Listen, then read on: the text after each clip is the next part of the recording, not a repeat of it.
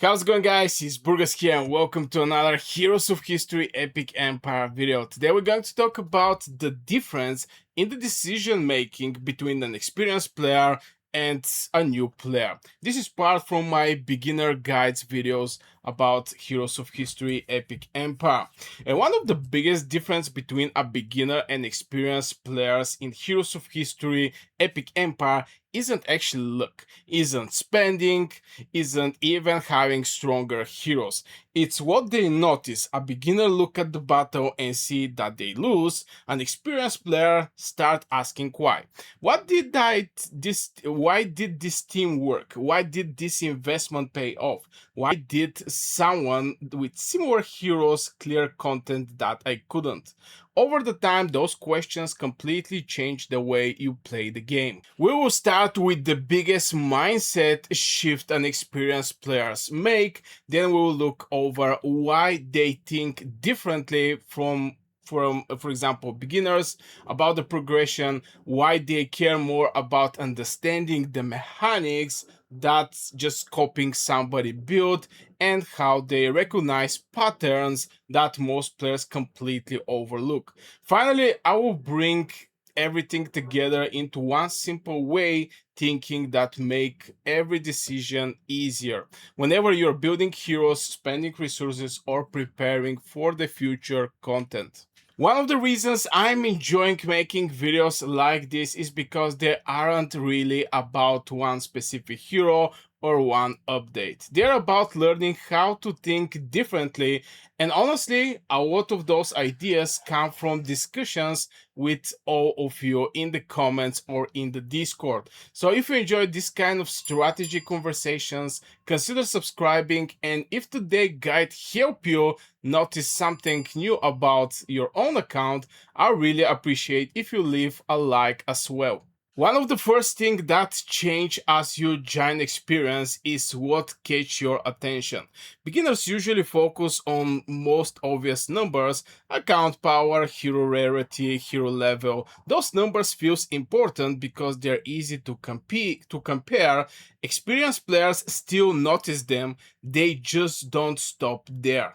And I'm going to give you an example with my account where I do some chasing of the power. Since when I started playing this game, I didn't know how the dynamics here are happening. Since we're having an alliance, I was thinking maybe I'm going to need some extra power to actually join some very good alliance. So I started actually leveling up all levels of the heroes for quite some time, like to level 10. Some of the heroes are leveled to level 10. And those are some heroes that I may or may not actually use at the end of the day. And the reason was, again, just to get more power. I'm not going to use these heroes, but I'm going to level up them to get more account power. And I think this is one of the biggest mistakes I make because I actually spend some resources. Now, from first look, it's not that much, okay?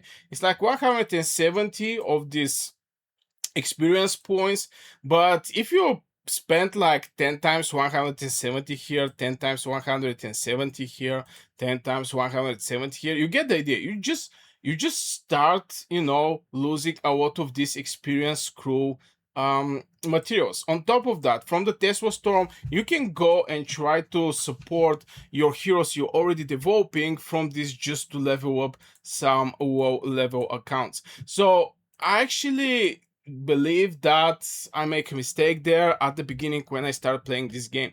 Now, some of the heroes I level up on purpose. For example, Houdini, Harry Houdini, I really wanted to test this hero, and this is one of the main reasons that he is level 20, just for the test purpose.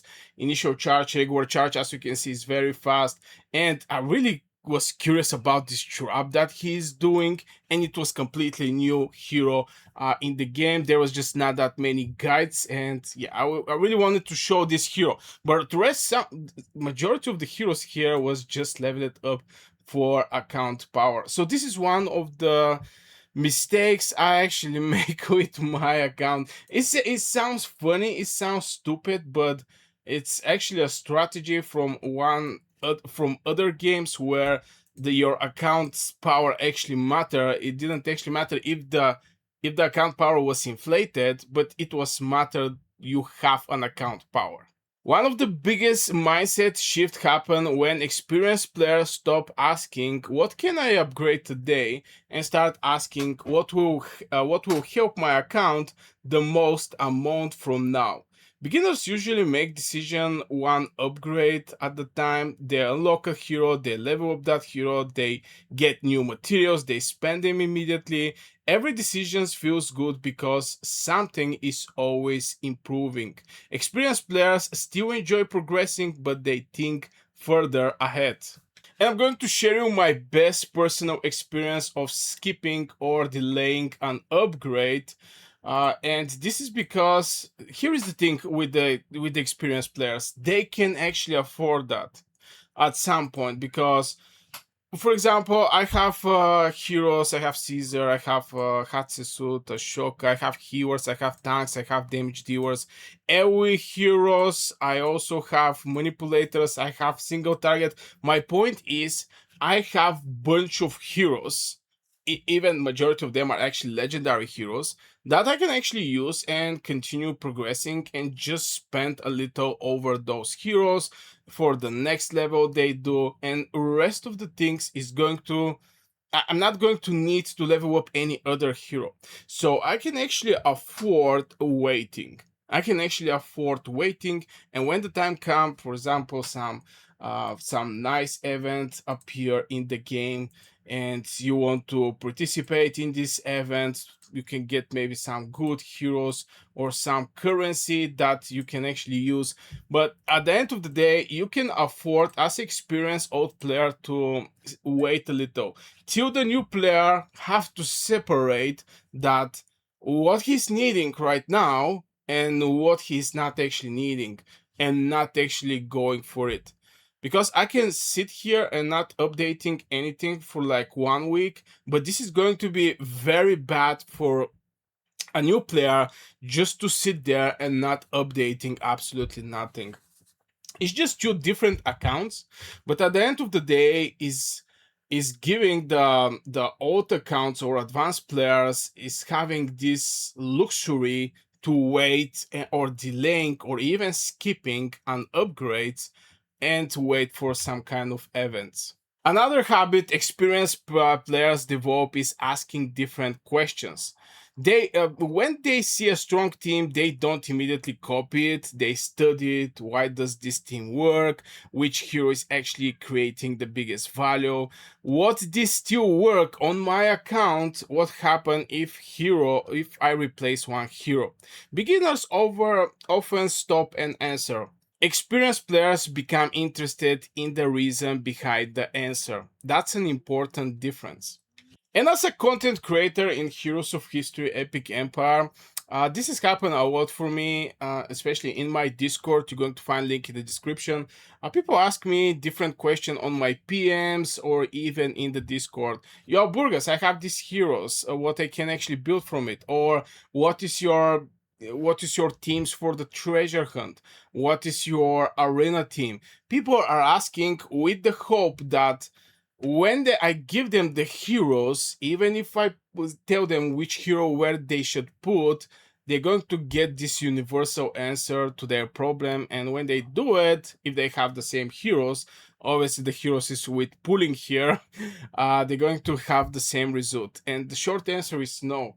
The reason behind is pretty simple. You don't have the full context of this hero. I said it in my previous videos, but yeah, this is a Caesar. This is the ability. My ability is level 24. Your ability maybe of your Caesar is level 10 or maybe level 40. So there is still difference here. It can be some extra percentage on top of what I have or some percentage below what I have. This is making difference. Some burning damage, movement speed, all these things. On top of that, the next thing is obviously the gear, what gear you have put it, what extra stuffs the gear is giving to you, what is your stats here, what you get, for example, base damage, crit chance, or all these things. Do you have relic? What kind of relic you're having? and awakening. Do you have Caesar one-time awakening? Because 7.5% is solid. The next awakening is even more game-changing. So you see that there is just one hero, the name of one hero, but it's not just one hero. And this is where the experienced players are looking. They are looking at strong team, and they see each of these heroes. They try to see the context behind these heroes, what kind of artifacts those heroes are using, so they can build an idea what actually make this team winning. And this is in the core of every progression in this game. You have to know what is the request of winning at specific stage. And there is a different stages. I mean, not stages, but different content like campaigning, treasure hunt, arena, historic battle, Tesla storm, battle of Atlantis, elite arena. I mean, this is a content that have specific ways of winning. One of the biggest mindset change happens when the resources stop feeling like something that should be spent immediately. Beginners usually see resources as reward. I earned them, so I should use them.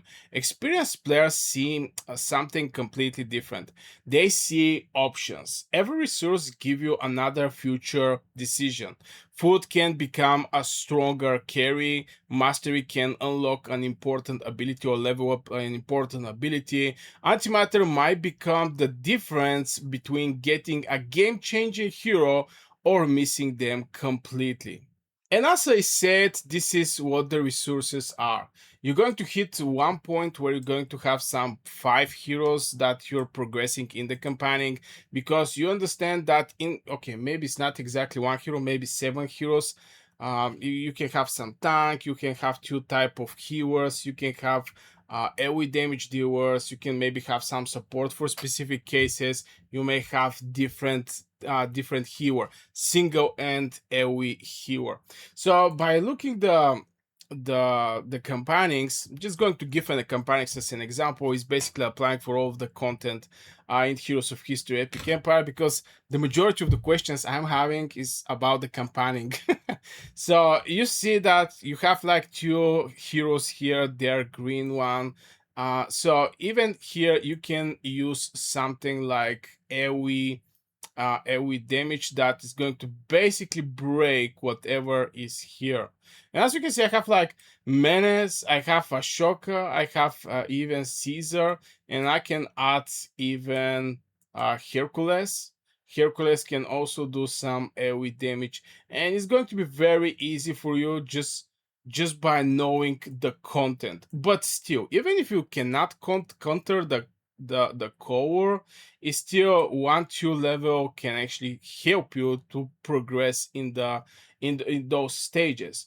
But yeah, you're going to understand what you exactly need for each of the contents in Heroes of History Epic Empire. Maybe I'm going to make a separate video about this for each of the content, and what type of heroes, what kind of synergy you're going to need there. Because here the synergy is pretty is very easy to be understood. You need one tank that is going to do a taunt, gathering all of the enemy troops. You need some very fast healer to keep this tank alive, because the moment you taunt everybody, this tank is going to get hit.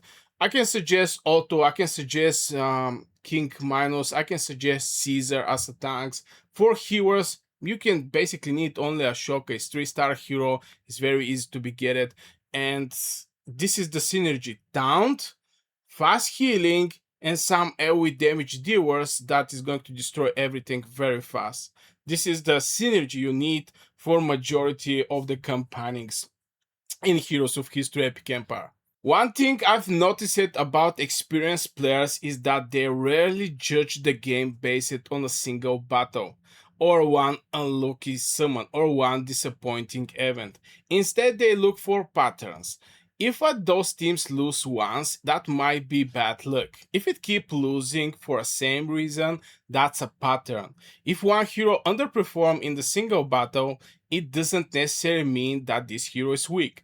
But if they consistently struggle across different situations, now you'll learn something useful. And this actually happened with me. I'm not gonna lie, because at the stage 27 that I have 3-star at this moment, I was struggling to finish the stage in time. I mean, my heroes didn't die, but I had a problem finishing here. Now, how I finish it here, I was like, there was like 1 or 2% that this Hydra HP left. I tried different couple times to try to kill the Hydra, but I didn't manage to do it. And this 1% is a lot of HP. Don't get me wrong, because by having a enemy who is spawning some troops and having a hero like Maria Curie, which was the main DPS dealer, she's on random throwing those bottles that is doing some damage. 166% area effect damage to 5 random enemies. So if these 5 bottles go in same enemy, you're just going to do pretty decent damage on one enemy. So I was thinking there is RNG, and sometimes it does. Sometimes it's just RNG. If the if something die more faster, base it on crit. If you get some good RNG, for example with Maria Curie, because this is trolling them on random enemy, sometimes it may stuck with your damage, what the damage you're doing, and you can finish the mission. Sometimes it may not. But yeah, sometimes it's actually luck. Sometimes it's just pure luck. Sometimes you may struggle to kill one hero because, for example, your Robin Hood is going to target a hero that is like 20% or maybe 10% HP. It was very close to get killed, but for some reason, the next time you attack you do the battle, this hero died for some reason, and Robin Hood actually fired up his arrow on completely full HP hero, and this bad boy is doing crazy amount of damage and basically killed that hero. So there is a different combination, and something that I suggest is, if you don't manage to finish the battle, or I mean you get defeated by any kind of reasons, try again couple times. Obviously, if you see that there is no chance you finish that, for example, you fight against the Hydra and the Hydra is like 20% HP, well, you better know that you're not going to win this fight. But if it's something close, you can do and try to do some RNG. Sometimes you can just move the positioning of the heroes. For example, the 2 front lines, you can just switch them. And sometimes when you do a switch, you can see that this hero is countering the element of the enemy hero. Sometimes you can just replace one hero. I mean, there is a lot of little manipulations you can do, something that the experienced players know, that the new players is just looking, they lose, and they're like, okay, this thing cannot be finished. And this can actually cause them some progression in the game. One thing experienced players learn over time is that numbers can be very misleading.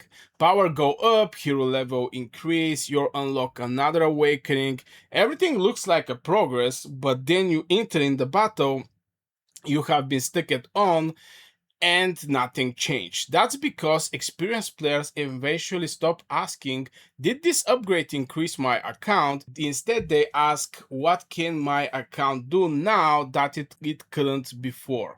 That's a completely different way of measuring success. And I can give you an example with that, and this is with my Hydra, I mean Medusa. Back in the days when for first time I get her, at level 1, this hero is not actually doing something crazy. If I go here and maybe try to see her, maybe I'm going to see the Wasp spell. Okay, this is a 40 from 40, but before that, it's not doing that much damage. Right now, this 412% poison damage, it was game changing. No joke, it was a game changing for my account. Before that, I think there was different steps when you do some upgrades of the heroes. Maybe there's going to be some other hero with something like this. Okay, this is Sir Lancelot. Maybe not this one. Maybe Vlad is going to be the hero that is going to have.